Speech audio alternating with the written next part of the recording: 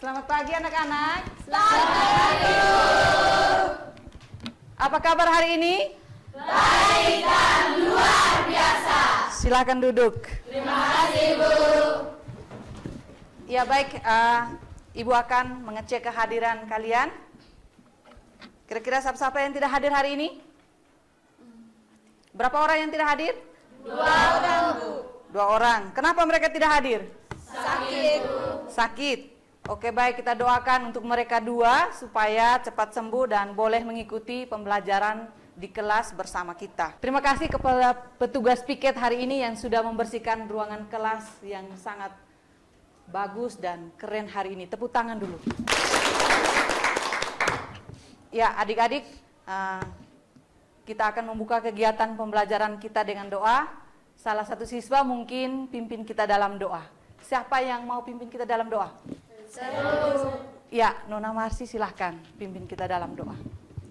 Marilah kita menyiapkan hati dan batin kita untuk berdoa. Dalam nama Bapa, dan Roh Kudus. Amin. Allah Bapa dalam surga, puji dan syukur kami haturkan kehadirat-Mu, karena Engkau telah melindungi kami dari malam hingga pada pagi hari ini. Pada kesempatan ini, kami akan memulai kegiatan belajar mengajar kami. Akhirnya nama-Mu yang kudus akan selalu kami puji, kini dan sepanjang masa. Amin. Dalam nama Bapa, dan Roh Kudus. Amin. Terima kasih Nona Marsi yang sudah pimpin kita dalam doa. Ya, siapa yang masih ingat materi minggu lalu? Saya, Bu. Ya, Nona Tessa silahkan. Materi minggu lalu tentang kesetaraan laki-laki dan perempuan. Ya, materi minggu lalu tentang kesetaraan laki-laki dan perempuan. Nah, hari ini kita akan mempelajari materi tentang keluhuran manusia sebagai citra Allah. Tujuan pembelajaran yang mau kita capai hari ini yaitu peserta didik mampu memahami makna keluhuran manusia sebagai citra Allah, menunjukkan sikap saling menghargai martabat sesama manusia sebagai citra Allah, dan menerapkan dalam kehidupan sehari-hari. Kemudian berikut kriteria ketercapaian tujuan pembelajaran yang mau kita capai juga hari ini. Yang pertama di sini, peserta didik mampu menyebutkan ciri-ciri manusia sebagai citra Allah. Kedua, peserta didik mampu mengidentifikasikan 5 hal yang mencirikan martabat manusia sebagai pribadi berdasarkan Katekismus Gereja Katolik 357.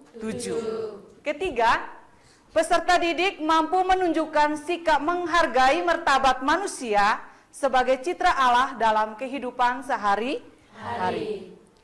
Keempat, peserta didik mampu menerapkan sikap saling menghargai martabat manusia sebagai citra Allah dalam kehidupan sehari-hari.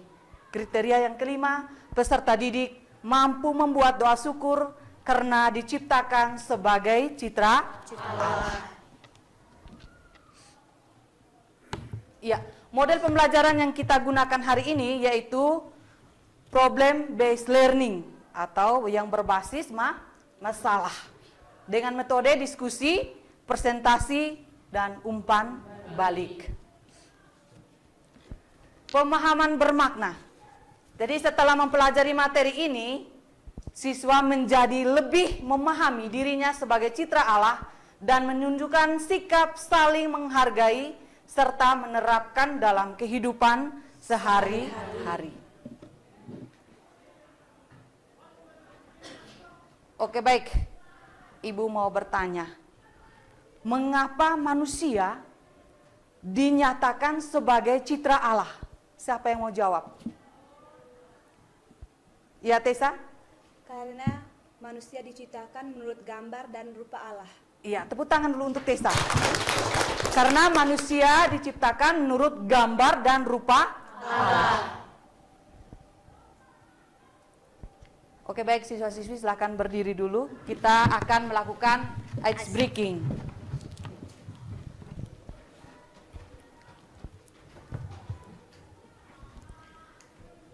Tepuk 1, tepuk 2, tepuk 3, tepuk 4, Tepuk 5. Tepuk 5 2 kali. Tepuk tangan. Silakan duduk. Terima kasih, Bu. Ya. Keluhuran manusia berarti setiap individu memiliki nilai dan kehormatan yang sangat tinggi. Ini karena manusia dianggap diciptakan dengan sifat-sifat yang istimewa yang mencerminkan kebesaran Tuhan. Yang kedua, pengertian citra Allah. Citra Allah adalah serupa atau segambar dengan Allah. Oke, baik, sekarang adik-adik akan menyimak video tentang bullying.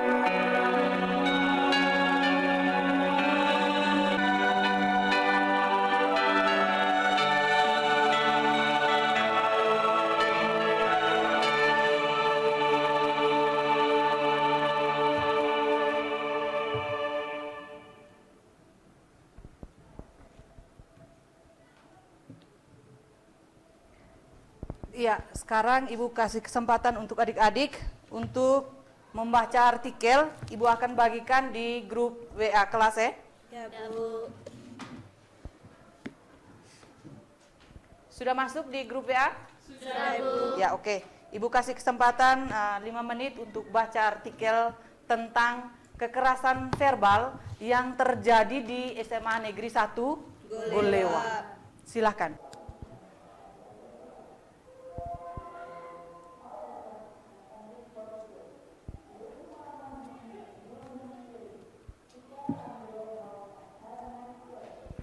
Sudah semua?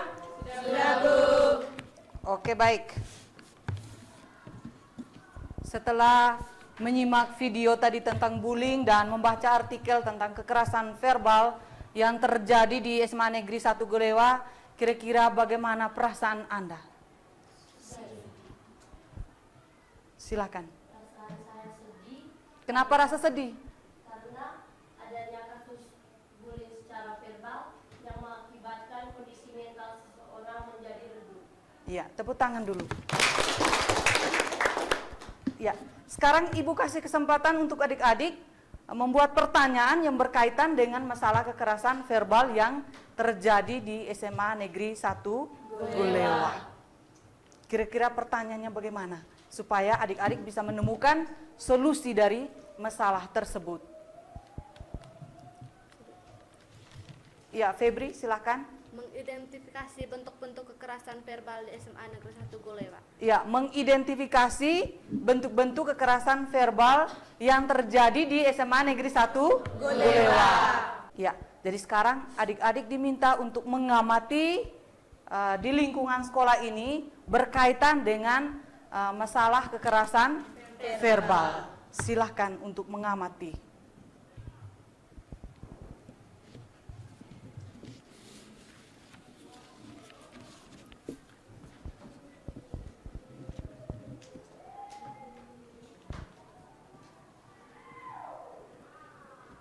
Ya, sekarang Ibu bagi kalian dalam kelompok. Jadi ini kelompok 1, langsung atur meja kursinya. Kelompok 2 di belakang, langsung atur meja kursinya. Sebaliknya kelompok 3 dan kelompok 4.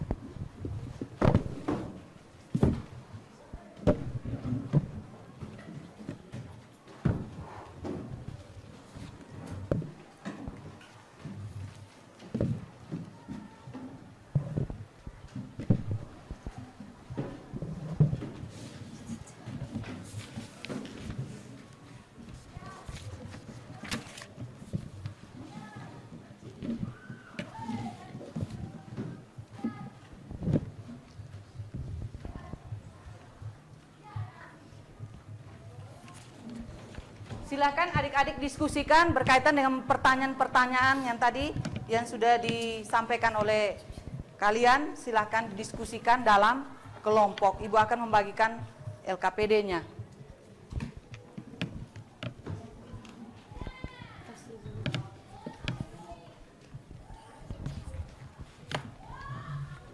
Tidak perlu ikut di sini, ini contoh saja.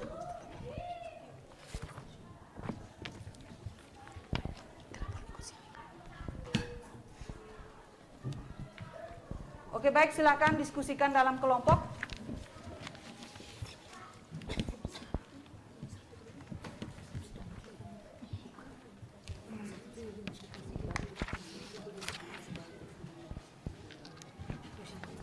Ya, Ibu kasih waktu kalian untuk diskusi dalam kelompok 10 menit dari sekarang.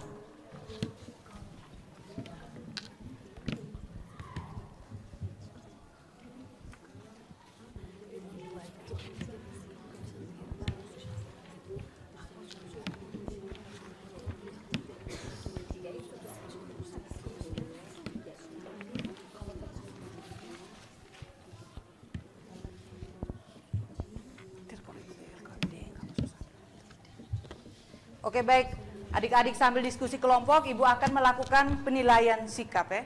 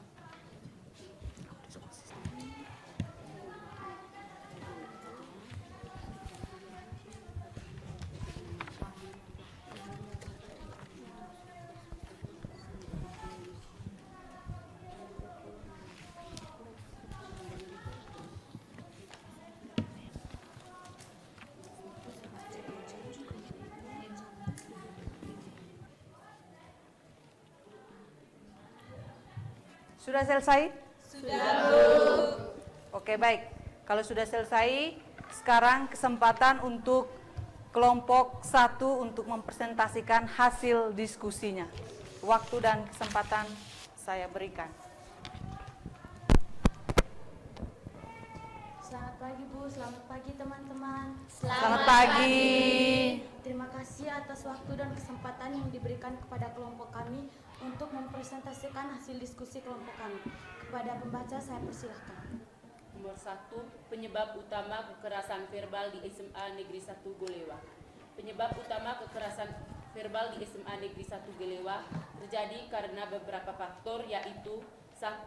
Faktor individu, misalnya kurangnya keterampilan komunikasi, rendahnya harga diri, masalah kesehatan mental, pengaruh lingkungan, bangun dan menggunakan alat.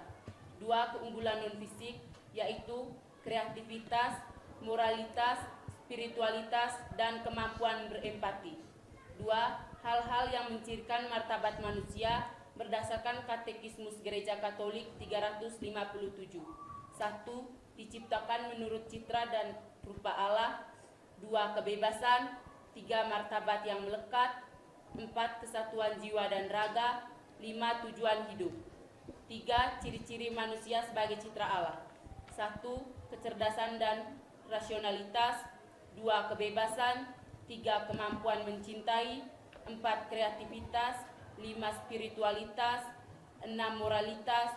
7. Kemampuan berkomunikasi. Sekian hasil presentasi dari kelompok kami. Bila mana teman-teman memiliki pertanyaan, sesi tanya jawab kami buka dari sekarang.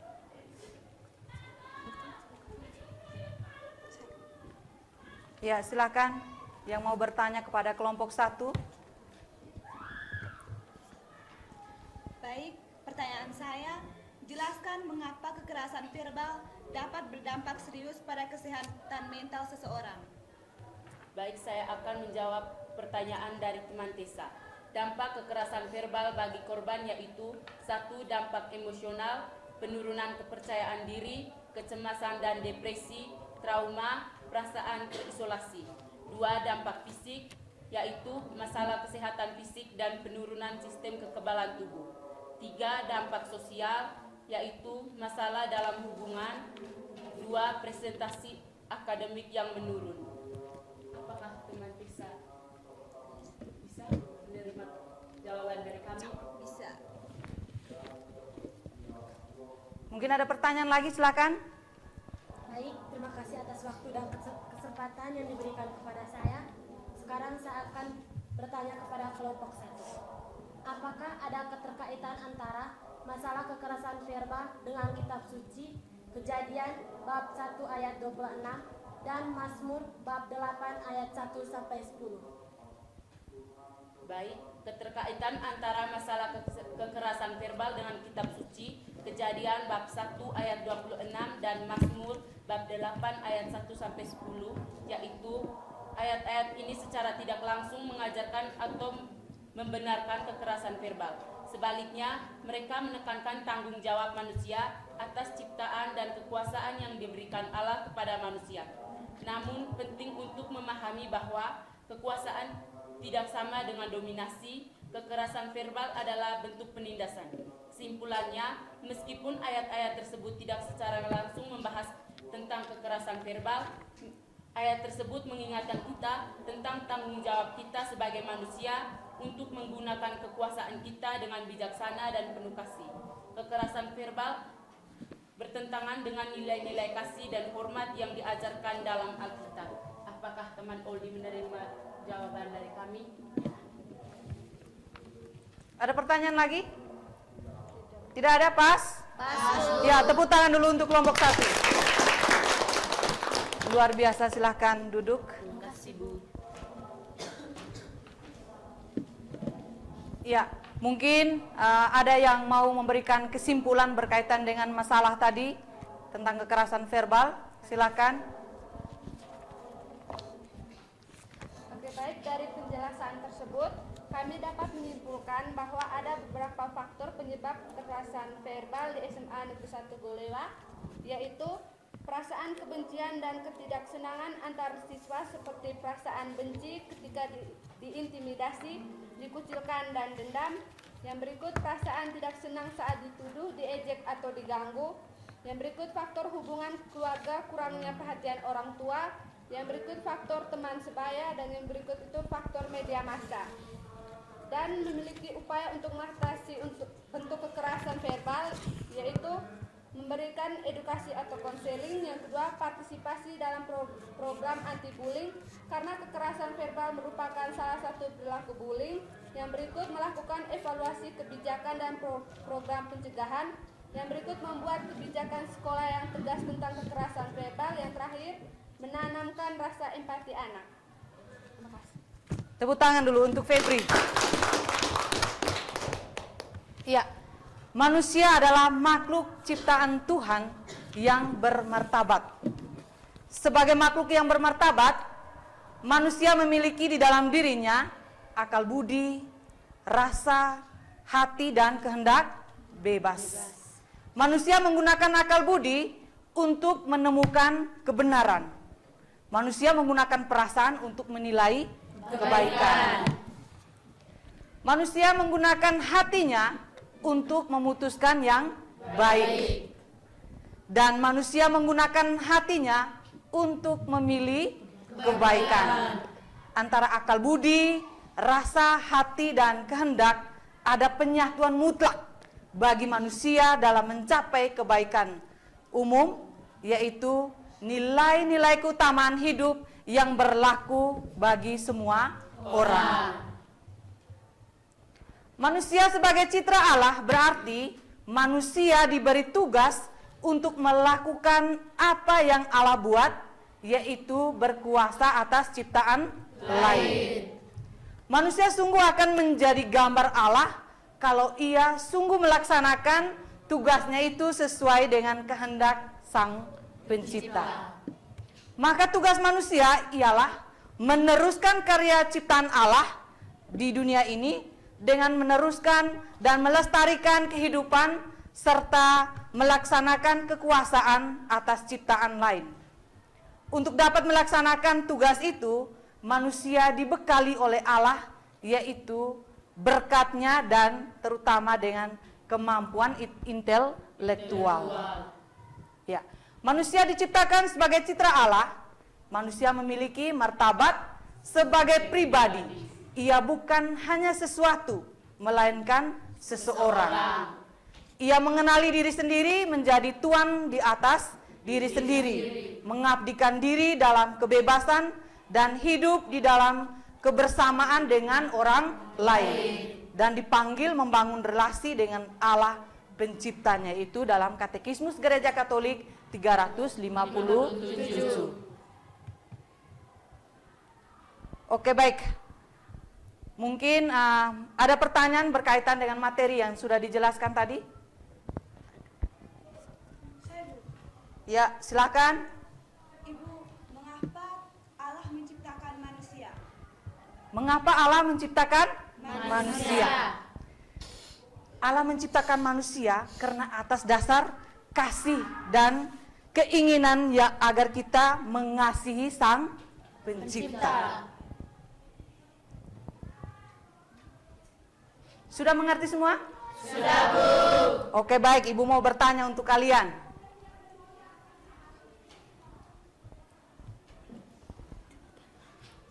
Apa yang membedakan manusia dari ciptaan Allah yang lainnya? Siapa yang mau jawab, angkat tangan? Ya, Nona Chelsea, silahkan. Baik, terima kasih.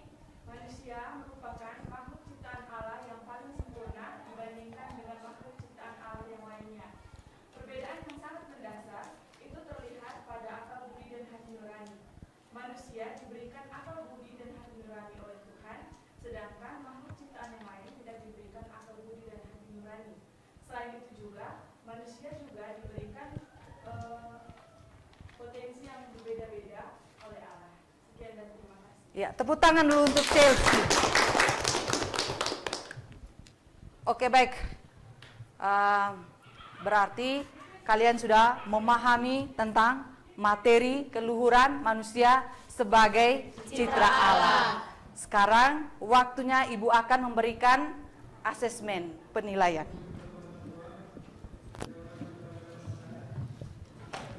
Silakan adik-adik mengerjakan soal asesmen ini.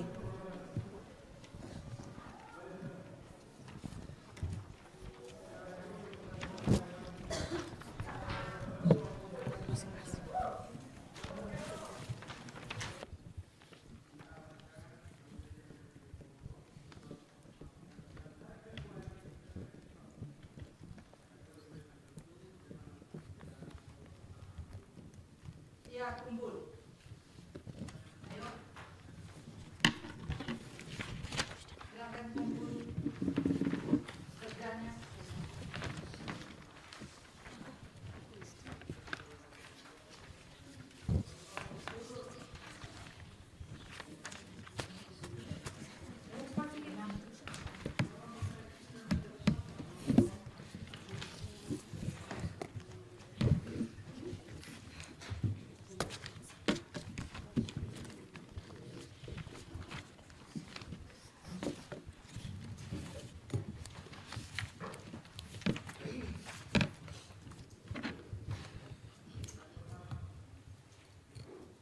Ya, kalian sudah melakukan asesmen. Sekarang Ibu kasih kesempatan untuk kalian bisa membuat kesimpulan berkaitan dengan materi keluhuran manusia sebagai citra Allah secara keseluruhan. Siapa yang mau menyimpulkan? Silakan. Ayo, siapa? Ya, silakan Chelsea. Oke, baik, saya akan membuat kesimpulan. Dari kitab suci Mazmur bab 8 ayat 1-10 menggambarkan bagaimana Allah menciptakan manusia dan menempatkan manusia secara istimewa di antara semua ciptaan dan merefleksikan kemuliaan manusia. Mazmur ini merupakan pidung pujian kepada Allah karena telah memberikan kepada manusia tanggung jawab dan martabat. Dari kitab suci Kejadian bab 1 ayat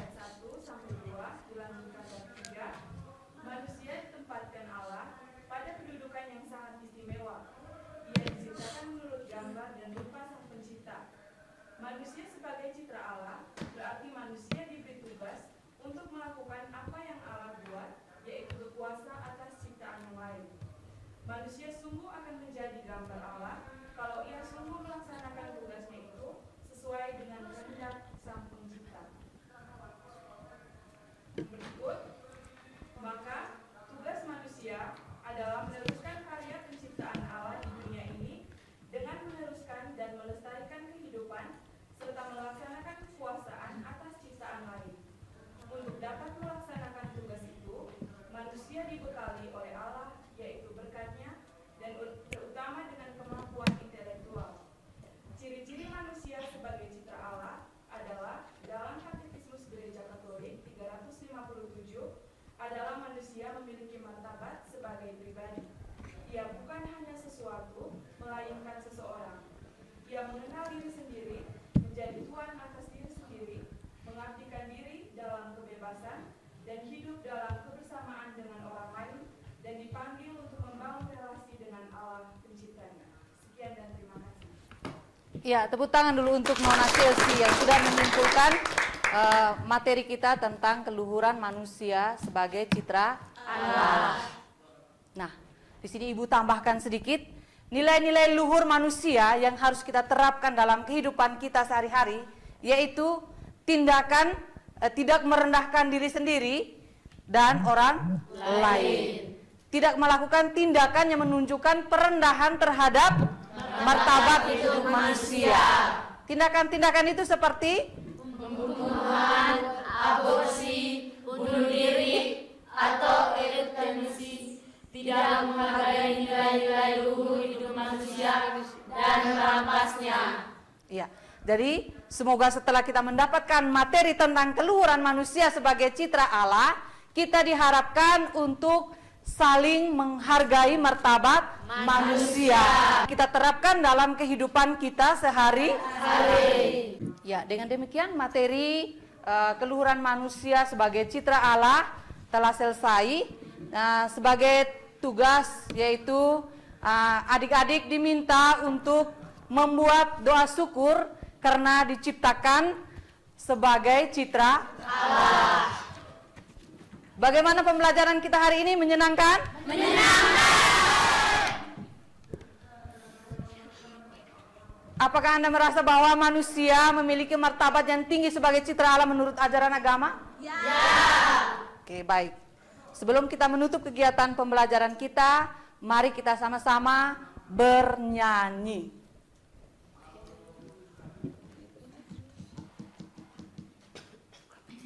Semua berdiri.